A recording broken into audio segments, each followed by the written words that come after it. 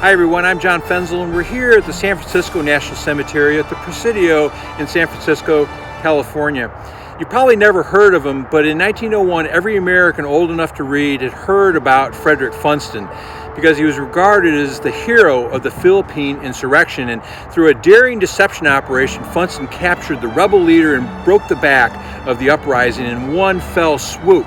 Funston wasn't a big man. He was just 5 feet 4 inches tall and weighed only 120 pounds. He was outscored on the 1884 admissions test to the United States Military Academy at West Point, and so then attended the University of Kansas from 1885 to 1888, but he didn't graduate. Throughout the 1890s, he participated in expeditions in the Dakota Badlands and Death Valley and in Alaska along the Klondike and the Yukon rivers. In 1896, he joined the Cubans who were fighting for independence from Spain. He caught malaria, though, and was sent home as a lieutenant colonel.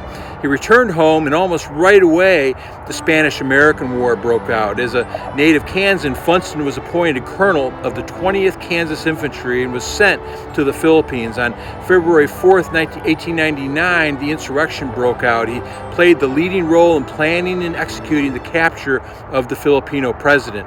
Through his actions and his leadership, Funston was awarded the Medal of Honor and promoted to the rank of Brigadier General. At that time, Funston was 35 years old and he was the youngest general in the Army, and his troops called him Fearless Freddie. In 1906, Funston was in command of the Presidio of San Francisco right here when the 1906 San Francisco earthquake hit. He did a lot to keep law and order during that catastrophe and provide relief to the victims, and in 1914 he was in command of the American troops on the Texas border and chasing down Pancho Villa. On November 17, 1914, Funston was made a major general. A heart attack took the life of that 51-year-old general on February 19, 1917.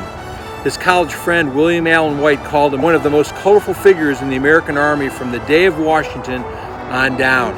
Newton Baker, who was serving as the Secretary of War at the time of Funston's death, said later that had Funston lived, he would have undoubtedly been commanding the American Expeditionary Force in Europe, which became engaged in World War I only months after he died.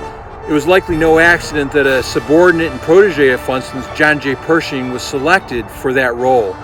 So at the age of 51 in San Antonio, Texas, Funston was relaxing in the lobby of the St. Anthony Hotel in San Antonio, listening to an orchestra play the Blue Danube Waltz. After commenting how beautiful it all is, he collapsed from a massive, painful heart attack and died. He was holding 6-year-old Inez Harriet Silverberg in his arms. Douglas MacArthur, then a major, had the unpleasant duty of breaking the news to President Wilson and Secretary of War Newton Baker. As MacArthur explained in his memoirs, had the voice of doom spoken, the result could not have been any different. The silence seemed like that of death itself. You could hear your own breathing. Funston lay and stayed at both the Alamo and here at the City Hall Rotunda in San Francisco and was buried right here at the San Francisco National Cemetery at the Presidio. Let's go visit Major General Frederick Funston.